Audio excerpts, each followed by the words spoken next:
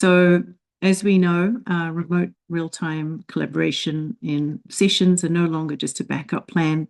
It's an essential workflow for modern music production across all phases. And today I'll share everything that I know, everything that I think I could have written down, so you could move beyond basic conference calls and establish reliable, high-quality, client-ready audio environments using accessible tools. So today's scope covers recording, remote overdubs, vocal producing, tracking, mixing and mastering, which is real-time client approvals and supervised sessions. Also a little bit about broadcasting and network music performance, which is live collaboration. So I'm not going to do any technical demos here, just sharing all the knowledge that I can fit into this hour. So if anybody wants tech demos or to learn more, you can always reach out to me. I'm a pianist, composer, and I studied orchestration in software development, and I became the technical director and CEO of Source Elements. We're most known for a software called Source Connect for the last 20 years, which is what's been keeping me busy. Before that, I worked in toured as an experimental live electronic musician. I was artistic director of a studio in the Netherlands. Though originally, I come from New Zealand, which is an island very far away. So when I'm living in the Northern Hemisphere, it's really important to me to be able to stay connected remotely to the people I care about who are in New Zealand, a long way. And then when I'm in New Zealand, it's also really important for me to stay connected to my friends and colleagues in the Northern Hemisphere. So long distance is something that's really part of who I am and really feeds into why this is an important topic for me. And all of this led me to co-found Source Elements. So for the last 20 years, I've been supporting musicians and audio engineers to find practical solutions to when they need to collaborate remotely. So professionally, I am focused on working with music producers, audio engineers, podcasters, filmmakers to develop technical and human solutions for real-time remote sessions when we're sharing time together over long distances. And secondly, I also work with musicians to help them develop a practice of network music performance. This takes the same technology that I developed for audio engineering and use it for creative performance. So in this session today, we'll dive deeper into the synchronous workflows when you are online with someone at the same time, needing to work together for some purpose. So asynchronous workflows, alternatively, are where, for example, you may send files back and forth or discuss on chat. I'll only be covering synchronous workflows today. So my life has been embedded and battle tested in these synchronous workflows. In the last 20 years, I've been privileged to work with almost every major studio around the world and assist with their challenges, which there are four primary foundational challenges and issues: audio quality, audio routing, synchronization, and being and staying human together. And about 10 years ago, I returned to academic study on the topic of using the internet for live music performance. So the decision to study this came from two places: wondering what more we could do with the remote collaboration software that I've been building for post and music production. And the breakthrough moment really came with my nephews when I was in Europe and they were in New Zealand. I would hang out with them. They would be having breakfast in New Zealand and me having dinner in Europe. They would be on an iPad and we would sit there at the table and chatting while they're having breakfast. And then they say, Dad, can we take the iPad and breakfast is finished? So they'd take the iPad and run around the house and go outside and they'd show me the chickens and, put me under a blanket and go, ha ha, you can't see me. And all this play, right? Because they're kids. Doesn't matter what the method is, kids will find a way to play. All they needed that I was present and I was there with them in that moment and I was responding to them. And their imagination made it possible to work with that reality. And above all, it meant that our relationship stayed alive. And that was what was so important to me. So I really learned from that experience that distance didn't matter as long as we could play. So that moment led me to studying my master's on the topic of network music performance. where I was able to merge my technical and creative interests completely. So I'm working with musicians, they're performing live over the internet, using the tools I had built for musicians and sound engineers to collaborate with in real time, because it turns out that a lot of the same tools are needed. And along the way, I got to understand a lot better about human behavior and how we can best work together over those long distances. So ultimately, we are drawn to wanting to be together in real time. And it's why we bother with all this. So we know there are indeed many benefits to remote sessions. So accessibility for reasons of distance, geography, disability, cost, family, lifestyle. The internet makes us accessible to each other. It also leads to strong relationship building. So good feedback, which is crucial to a project's success, relies on participants having those open communications. And remote sessions really foster those relationships by enabling frequent real-time interactions between participants. And a secondary effect of being that of building familiarity through exposure and therefore leading to high trust. So sharing time bonds us. It leads to better working relationships and it saves time and money. There's also a really important environmental impact that we know is more important to think about increasingly. 1 hour of synchronous remote work between two participants on the internet will emit about 15 grams or half an ounce of CO2 for 1 hour. By comparison, an average new car emits around 112 grams per kilometer or 4 ounces per mile of CO2. So that's per mile is 4 ounces of CO2. And then per hour of a remote video call is half an ounce. It's really a significant difference. If you can avoid to get in your car to work with somebody, of course, we've got, electric trains and other forms of transport and buses, which are fantastic. But the reality is the internet is just better on our carbon footprint. Remote sessions also gives us opportunities to find creative solutions that we may not have before. So creators who, for example, use remote technologies to create specific forms of media, such as new types of songwriting, AR, VR, multiverse. These are experiences that do not and cannot exist in traditional formats. So creating new markets and new cultural formats. There are also some core problems with remote. So maybe there's not enough bandwidth. For example, I've been working with some people in Botswana, and a lot of the time the power just goes out or their internet goes from 4G to 3G and we can't hear each other anymore. This is a big, big, big problem. There's ways to manage it. One of them is having patience. We reschedule the call. We use tools that accommodate the bandwidth. We connect to the lowest possible at the lowest quality. We turn the video off. We can record locally. They transfer later. For example, I also have the product with Source Connect that allows you to not worry about calls. But if you drop the call, then you've still got the recording safe.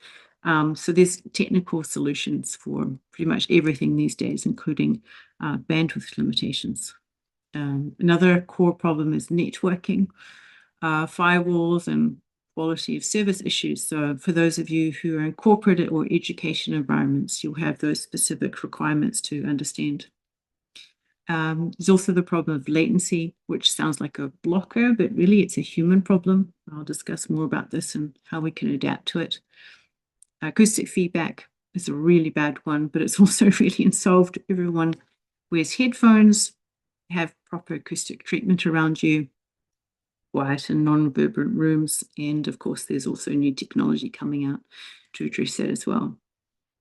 One of the hardest ones, of course, is time zones. How do you work with 3 people in Japan, Los Angeles, and Barcelona? Which one of you is going to get up at 6 in the morning?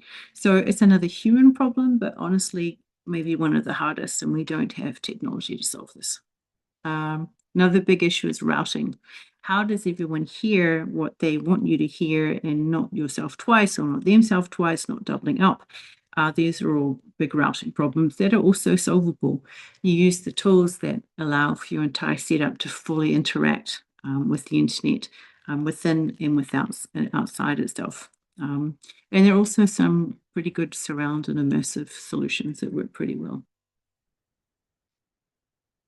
The biggest issue we face is related just to how the internet is built. So once we understand that, we know what we're working with. So the internet operates by breaking down digital information into really small, individually addressed units called packets that independently navigate the most efficient path across a network of interconnected routers. So these packets are then reassembled in the correct order at their destination, if they can, but this can often take a while. So imagine 1,000 possible paths to get to me from where I am today. I'm in Spain to one of you, say, who is in the East Coast or West Coast.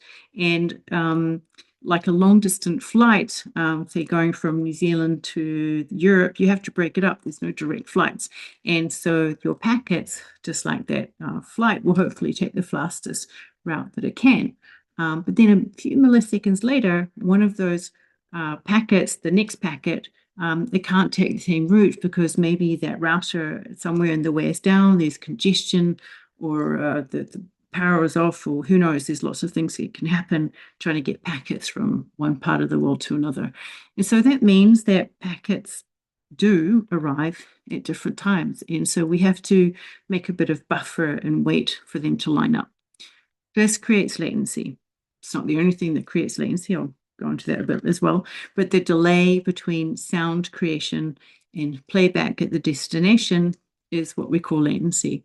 And high latency is, well, it's less critical for mixing approvals or listening sessions, but it's really critical for performance or tight rhythm tracking or jamming. So we need to find solutions for all this too, and we do.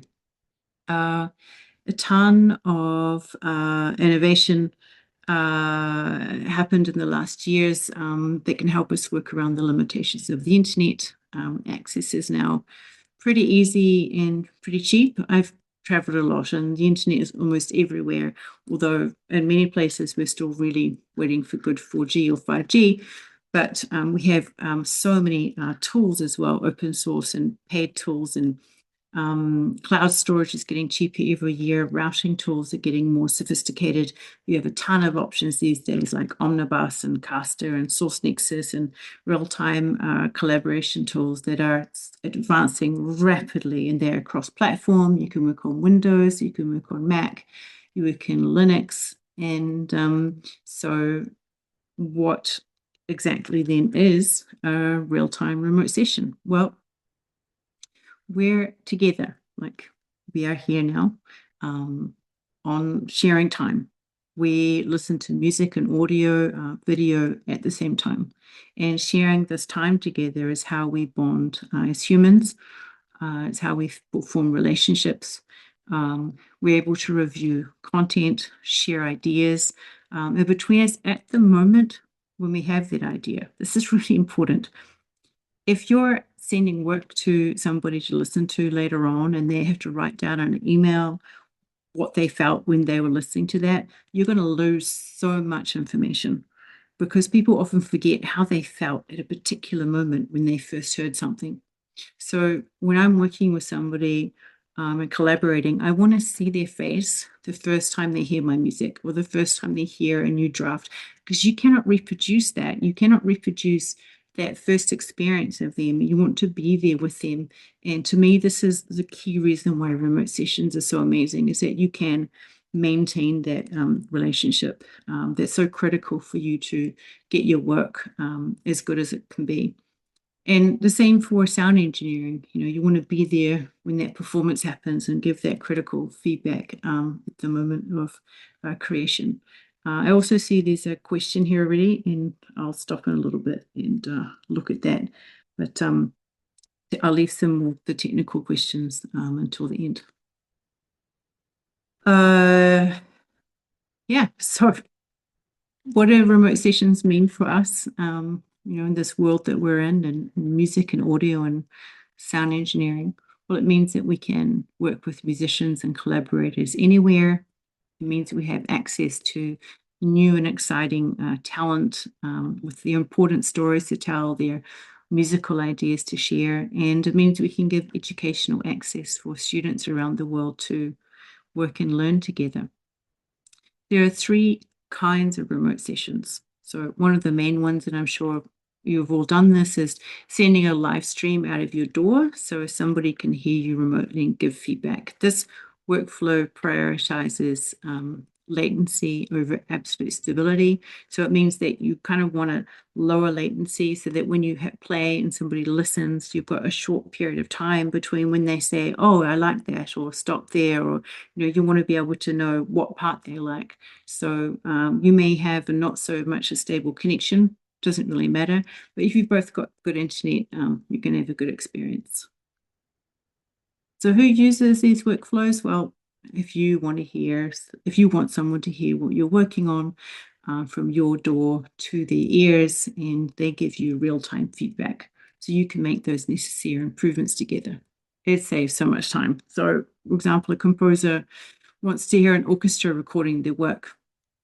Traveling to where an affordable orchestra is can be very expensive, so orchestras often remote sessions. Or a film or TV director, say, wants to hear the current work status of a trailer alongside the video. There's many, many, many reasons why you might want somebody to hear work being created in real time or playback from your door. One of the challenges here, of course, is making sure that the collaborator is having a good quality experience. So you want to make sure that you've got a well-tested setup, and this is what I'll continue talking about here as well.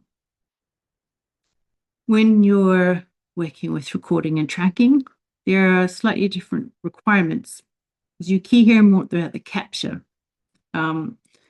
By being, say, for example, somebody's making a recording, or a voice actor is doing some ADR, you want to make sure that that audio gets captured absolutely perfectly so that you can use it in your work.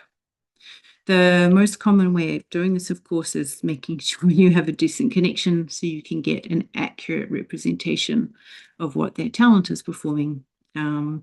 If you're just recording on your side and they're not recording on their side, you need a very reliable, stable internet or advanced tools such as Source Connect. We allow certain technology to be able to take a remote recording and back it up from the talent side if there's any issues. But in most cases, what you'll find these days with remote sessions, the talent will record locally and then send the file afterwards. So you have to spot it, put it back in the track and line things up. This is the way still most things are done. But regardless of how it is, the talent must be in an ideal recording environment, because you can't strip too much noise out of recording. You get a bad recording, there's noise, there's traffic, whatever. Maybe you can put noise reduction on it, but frankly, the onus is on the talent to try and be in a very quiet environment, have a good microphone. So even regardless, however you're recording online or offline or wherever it is, obviously you want good recording conditions. No technology can fix that. You'll find remote recording sessions in most ADR and voice projects, where the aim is, of course, is to capture audio at those studio standards. And troubleshooting is a big part of these workflows. So often with studios, they have a corporate firewall that needs configuration. Maybe the talent is in a hotel, maybe not the best acoustic space, and they need to adjust this. Maybe their network isn't great. A lot of this can take up time in your remote session.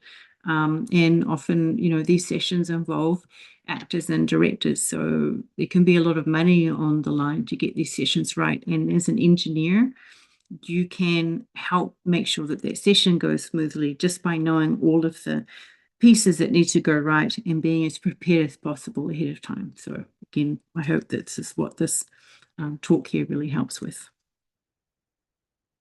So the other type of workflow is real-time performance. That's where you have two or more musicians jamming together for a live musical experience. One of the concerns, of course, with network music is how can you play when you're not in sync, because latency does increase as you increase distance. But I've dedicated the last 10 years to this question, and I can assure you it's not only possible to play music with latency, but it can be really, really wonderful. And there's some time after this, I can show some clips with examples, or I can share them afterwards. Either way, for a remote performance, you do really need excellent internet, because you can't work with packet loss and bad quality internet. So that is one of the things that needs to be prepared for. So I've worked with choirs and musicians around the world. A friend of mine who became a tetraplegic and was a musician, for him. So he still likes to have a performance life, but it's not always safe for him to go to a concert, so he'll work remotely. I've worked with schools, education departments, and of course, during the pandemic, pretty much every musician tried remotely, whether it was something they were satisfied or not. Ultimately, it works best when every musician understands that playing together online is not the same as playing together in the same room. Then beautiful things can happen.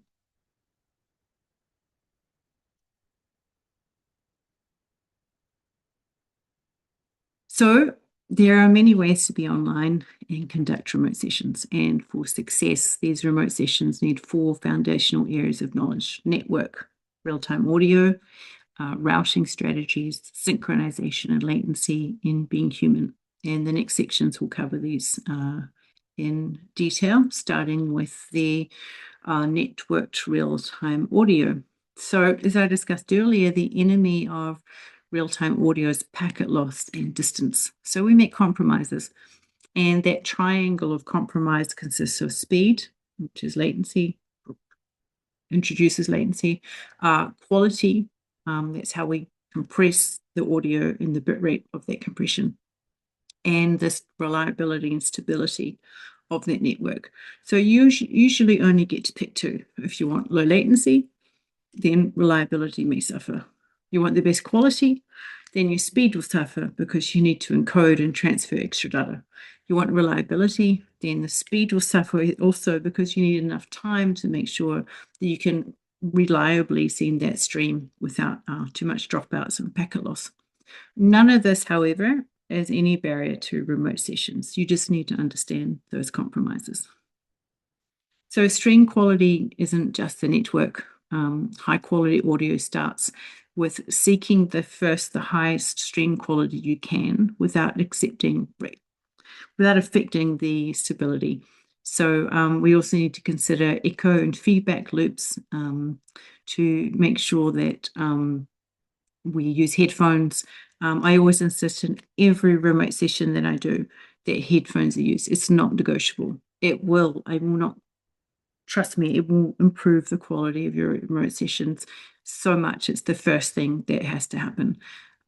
If not, if they just don't have headphones, or they really don't want to wear them, at least use a communication stream separate for voice, or add noise compression and echo cancellation, but then the quality of the audio is going to suffer. So those are the compromises. And of course, you and your collaborators should be in as quiet space as possible, ideally small and non-reverberant. Try not to be around barking dogs, construction, or in a busy cafe. One of the other common problems is sample rate and clocking mismatches. So you want to make sure that your doors, your routing devices, and your operating system are all set to the same rate, so whether it's 48 kilohertz or 98 kilohertz, and making sure that those clocking issues are pretty obvious. You'll hear clicking periodically. So if there's a periodic click, that's almost always a clocking issue. And so just look at the sample rates, and your hardware buffer often can be the problem. And then just also help your computer to work the best it can. So close any other CPU or bandwidth hungry applications like cloud syncing or any other video streaming. So your network connection will ultimately depend on how good your session will ultimately depend on how good your network connection is. So in client ready means that everything is stable. So the next thing you want to look at is the audio quality that you can send.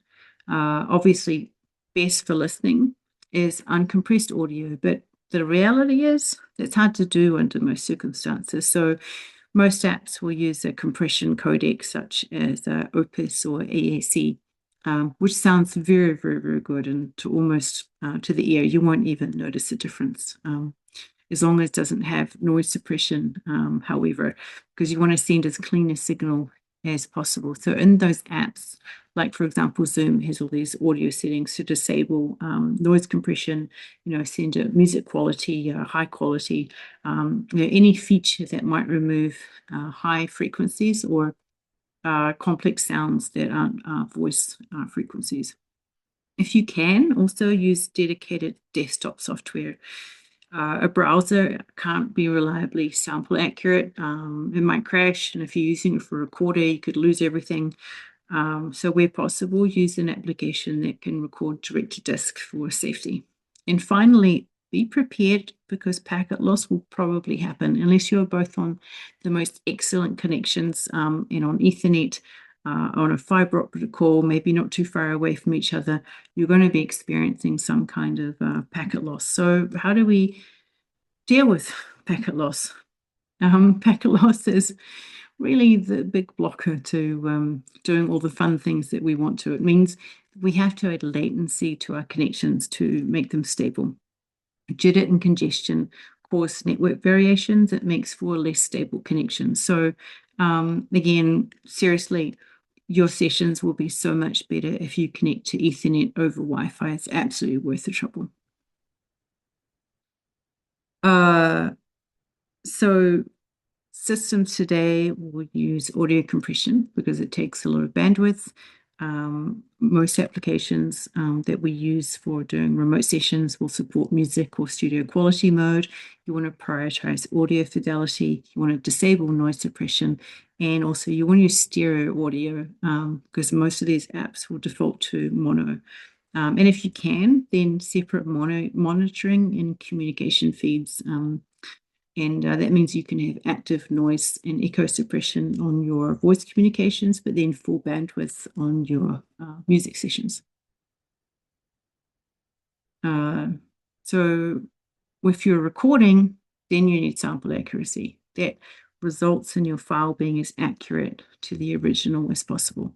So the most common method of that is the talent recording on their side and then transferring it to you. Because recording a remote stream can work, but in many cases, be aware of jitter and packet loss and network fluctuations. So your recording may not come out exactly how you wanted it. So the other big issue in many situations are education, any corporate network, any large studio that's also subject to TPN or SOC 2. They will have security issues. So, and you also just be aware also of quality of service that could be affected on those as well. So you would be able to talk to hopefully your IT administrator to get permission, otherwise those connections might fail. So part of being prepared is checking in on that in time and understanding who's the responsible person in that environment to look at for getting assistance on the network. 5G works amazing. So in many, many locations, so if you can't get good, reliable fixed internet, then look at the 5G maps of your local services, Verizon or whatever you're on. They'll have a map where 5G works, and maybe that's an option as well. So you could either choose a location with good 5G or just put your phone out to the window to get much better service. And there's apps you can get on your phone as well to find out where the best signal is in the room.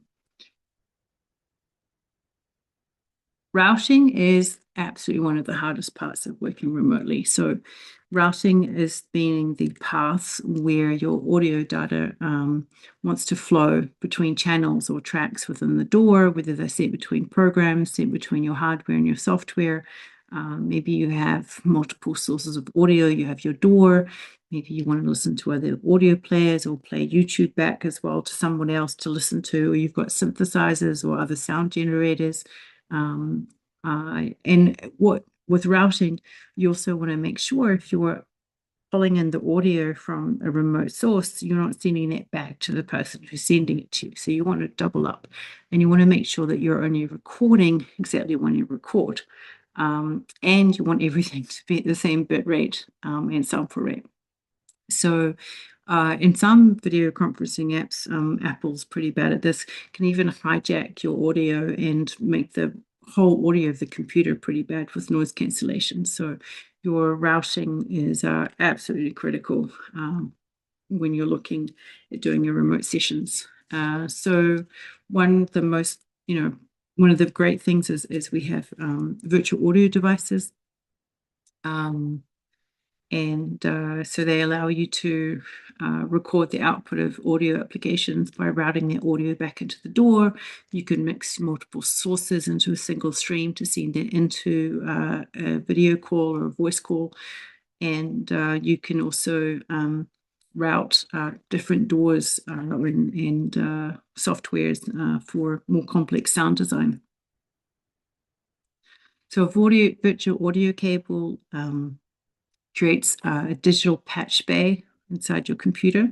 So if you can imagine, you have your door output going sent to a virtual cable, and that virtual cable can then send an input to your streaming app. So again, make sure that your sample rates are all set at the same thing. And on a Mac or Windows, you can also, combine your hardware interfaces, make aggregated devices with virtual cables to help manage your inputs and outputs simultaneously.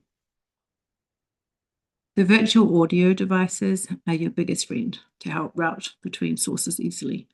And also find out what your sound card can do. Maybe it has extra mixing and routing capabilities, and or why not invest in an outboard mixer if you prefer working with physical cables.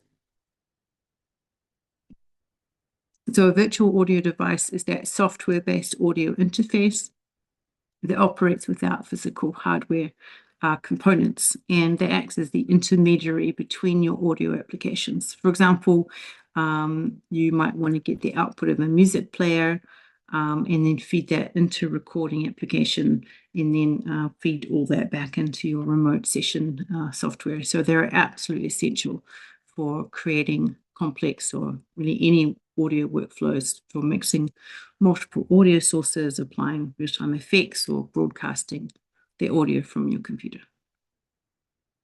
Another really critical concept you want to understand is the mix minus. That is where you can exclude certain audio sources from specific outputs. That's crucial for preventing echo in your remote sessions. It's really important when you do something more advanced, such as recording multiple inputs or working with multiple streams that might get back to people listening, so they don't want to hear themselves back. We also have multi-channel options. If you want to, say, record multiple mics from a drummer or ensemble, or in some environment you want to review a surround or immersive mix. The limitations here are mostly bandwidth and, well, your imagination. So one of the other super fun topics with remote sessions is that we want to hear and experience everything pretty much at the same time, or at the experience thing is as being together. So while latency does affect synchronization, there are solutions where at the same time means perceptually at the same time. So you can't either be at the same time, but we can react together at a low latency enough that it feels that we're reacting, and that can help recreate that studio experience. So the core problem is that we as humans we are used to reacting at the same time. Since we evolved, we've always been in the same space, right? With the caves or huts or houses, and now in the same room together. And, so we're used to saying, hey, and someone says, hey, back within that short period of time that we're used to. If they take too long, we feel we're being ignored, or they didn't hear us, or they didn't understand us. Our human brain immediately thinks, oh, I'm not being understood. Somebody's not comprehending me. And so this is one of the big problems with remote sessions. If you have too much latency, that human brain kicks in and think there's something wrong. So this high latency is really quite a big issue for us, that fortunately, just by sheer luck of the universe, the latency it takes for us to packetize and send data over the internet is just short enough for us to have a conversation, because if that hadn't have happened, we wouldn't be doing these remote sessions at all. So I'm really, whatever universal pattern out there that allowed that to happen, is really great. So workflows that are most affected by latency are recording. So if you say have a track that you want a singer to listen to and sing back to, you can't do that. You hit play, they hear it, they start singing, they come back to you, and it's late. It's not on the same time as what you're playing to. Or if you're recording a podcast, you want to make sure that the latency is low enough so that you can have that timing work, right? Because especially comedy, you need that latency to be low enough so you can react to each other. If you're doing a mixed review, maybe you want someone to watch a video at the same time as you and the other collaborators. They're perceptual at the same time. Or if you want to play live with other musicians, you also need to feel like they're responding to an action that you've just taken. So it helps a lot if we really understand network latency. It happens when data is created or moved or transformed. And latency is the time it takes to do those things, depending on the physical limitations of our universe. So being a feature of the universe we live in means that latency is hard to change. Basically, in order for us to do things faster, we need to invent a time machine. And we have not figured out how to do that yet, to my knowledge. Physics means that things take time to travel over distance, since light travels at a fixed speed, as far as we know. And there are other overheads as well, hardware, Wi-Fi, any processing we might do to the audio, any routing. There have been some great hardware projects such as ELK that have developed hardware solutions. But again, you need to be kind of close by to each other for that work, because as soon as you add latency, that distance really adds it. Because we cannot go faster than the speed of light. That means that we need to find human and technical solutions. So latency is actually present everywhere, all the time, because latency is data that is created, moved, or transformed. That means all data, your thoughts, your reactions, everything has latency. So it's present everywhere, but we evolved to accommodate it. So if you think about how sound travels through the air, it's not instant. It travels at like 350 meters a second. And that's fine, we're in the same room, because we're always close enough to each other. And that latency is so short. Our brains have evolved for this latency, but our latency also needs to process that sound. It gets to our brains, and then our brains need to cognitively understand what we're hearing. Depending on the complexity, it can take a while. Maybe you're learning a new language. There's a whole lot of comprehension latency right there. But in general, in most human level situations, we don't notice it. And I believe that with the right tools and time, and as humans spend more and more time on these remote sessions, we'll adapt to those high latencies as well. But for now, our 21st century bodies process audio in the same way that did our 5th century BC bodies before long distance communications could be imagined. So we're stuck with latency even while we optimize. So what do we do then? We adapt. And that means finding workflows that make sense given these constraints. And once we've optimized for latency and understood it, then we can look at where we need to adapt. For example, I said, please use Ethernet for those critical sessions, because honestly, the latency is much, much better. And or use technology that adapts synchronization timelines. Aside from all the technical things that we do, we find human solutions. We listen to each other, we give time and space, we make time for responses, we be patient and considerate with each other, and we innovate. We make new kinds of music, we make new kinds of ways of being together. So if we look closer now at the main way that we can adapt in music production and audio engineering, is synchronizing timelines. It's a fairly simple thing in practice. We basically just want your timeline and my timeline to start at the same time, and that way any media you have on that timeline, we're going to hear at the same time. So, for example, you could be on a call and tell somebody, hey, put that file at 1 hour, I'll put my file at 1 hour, and we'll hit play now at the same time. We hit play and it works. It's not very precise, but it works. Better, you could send time code down one channel and they could listen to that time code, or use MIDI machine control and send MIDI over the internet. What happens when you sync from a timeline from one door to another is that now you know the other person is hearing and seeing the same content as you at the same time that you are. So you can have a conversation about it. So these timeline synchronizations create that seamless collaborative workflow. And it's straightforward. You're both working with the identical media files, typically audio or video content, and you would have loaded into your respective workstations. So first, you make sure you've got the right media file. So you want the same file there, of course. And then you want to communicate the same time code for that session. And then when you're ready, you want to make sure that those doors start playing at the same time to create that shared playback experience. This enables that real-time discussion, that creative feedback, that collaborative decision-making, whether you're reviewing mix revisions or discussing sound design choices or making production notes. That synchronization helps you stay perfectly aligned. There's also tools, you can load a file into someone else's browser and tell it to hit play. You could send somebody a YouTube link while you're on a Zoom call and say, okay, now hit play. There's so many ways to do this, and you don't necessarily need to be so precise down to the sample. So it sort of really depends on what you're trying to achieve. As the beauty of this really lies in its simplicity and effectiveness. You don't need anything complicated when you're doing it that way.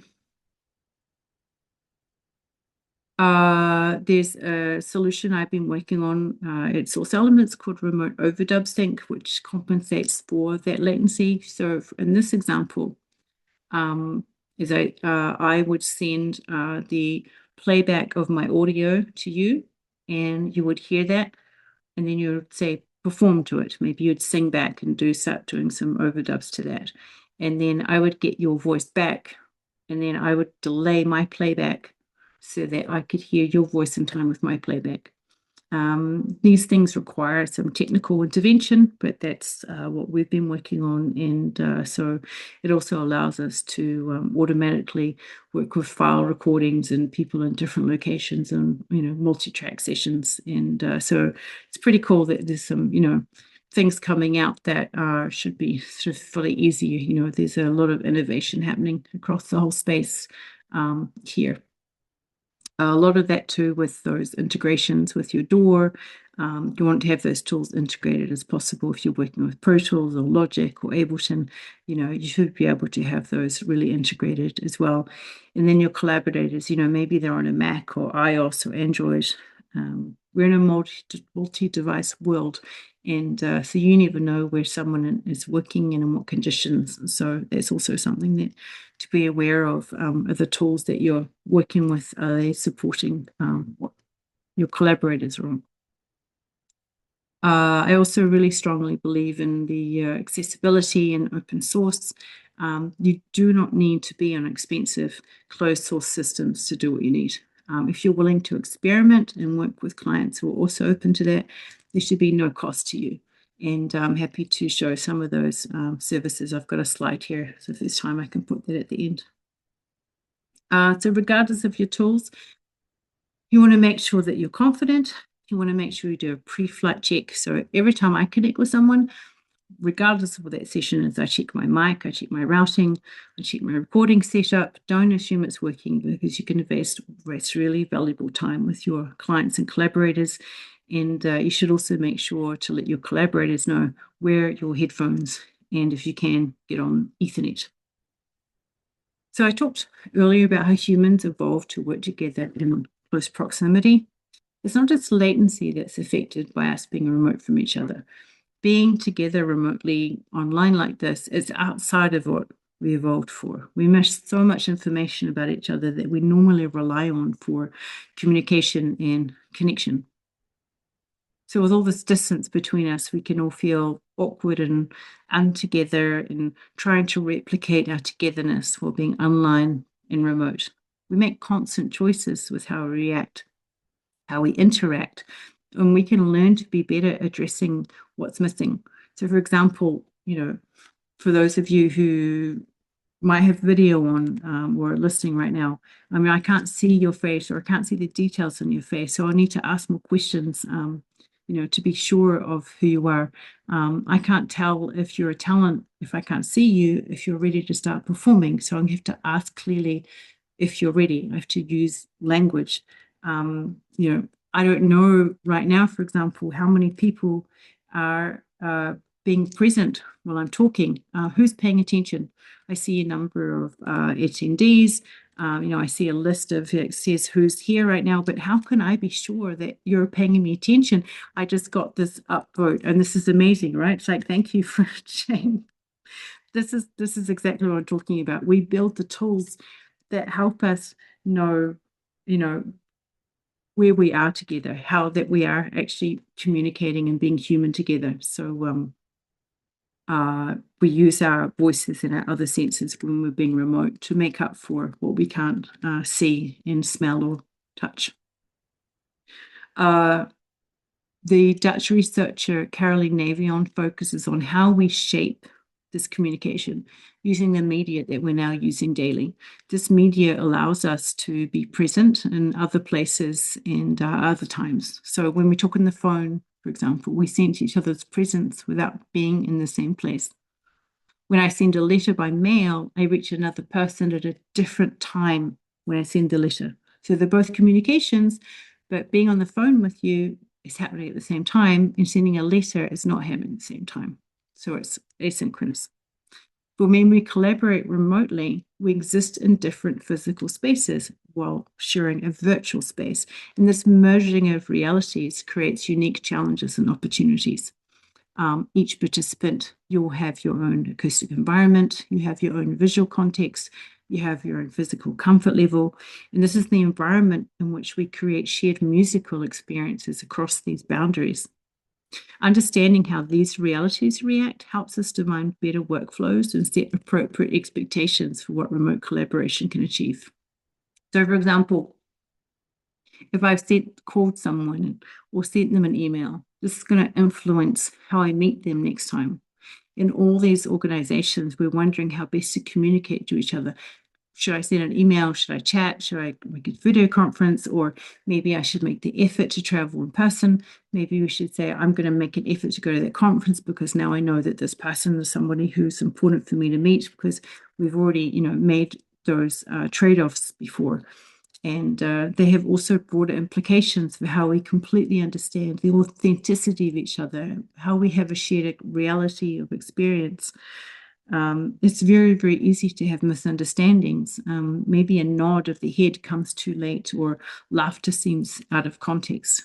So remote sessions and collaboration also have societal and even judicial consequences. So questions of copyright, performance right, jurisdiction, and contractual obligations.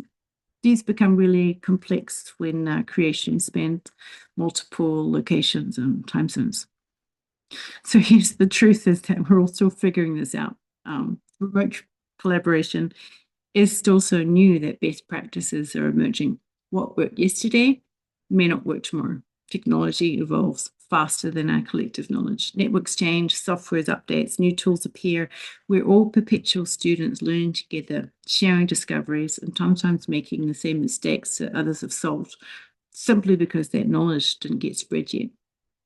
Caroline started her research how we are present with each other to gain an understanding of these confusing processes and being able to develop a kind of rationale for when and how we want to communicate each other. This uncertainty is both frustrating and exciting, but we're pioneers building the practices that will become tomorrow's standards. So technical and human solutions to known limitations can be developed. We're seeking to replicate the experience of being together. We're seeking to replicate the experience of flow, that flow that can happen when we're in the same physical space, say, for example, playing music together, working together, that desirable psychological state, that collective state of mind. When we react, it should happen in rhythm with what just happened. So network technology allows us to experience flow while being remote within the certain limitations that we are still partially isolated from each other. And flow can be destabilized by latency or imperfect technical implementations. Yet we find solutions. And a lot of this is just getting easier and easier. Internet speeds are getting better, machines getting faster, cameras and microphones, better quality. We get integrations.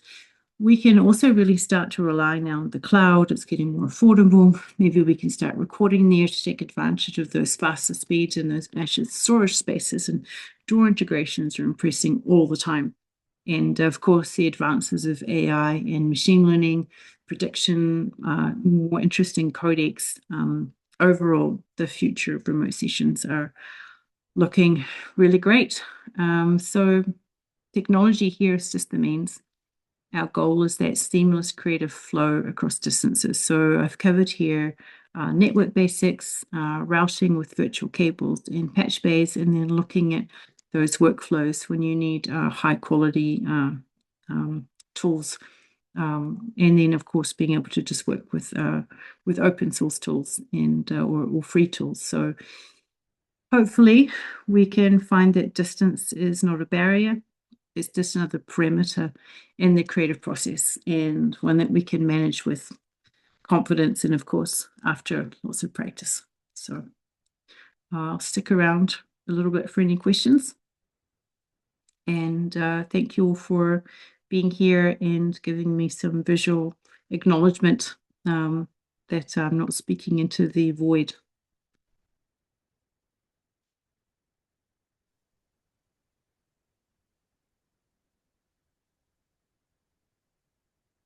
So there was one question here with my favorite way to record remotely. I'm very biased, and I'm just going to say, because I built this, it's my project for the last 20 years, Source Connect. If you would like to try it, don't have a budget. If you're a student, if there's anything that you need, please get in touch with me. I will absolutely help you get that working, try it out. And if you, in the end, can't use Source Connect for any reason, the browser, they're all the same. So if you've tried Squadcast, StreamYard, Clean Feed, all of those, even I have one called Source Nexus. They're all the same. That's the browser is the problem here. So Chrome, Safari, Firefox, they will allow you to record a file, but they all have the same limitations, and it doesn't matter which one you choose. So at that end, choose the one that works best for you. Or you know what, make your own. Get it, open up Claude. I'm not kidding. And ask Claude a nice prompt. Please make me a web-based recorder using an open source WebRTC format. It's not that hard. It's a crazy world we're living in right now.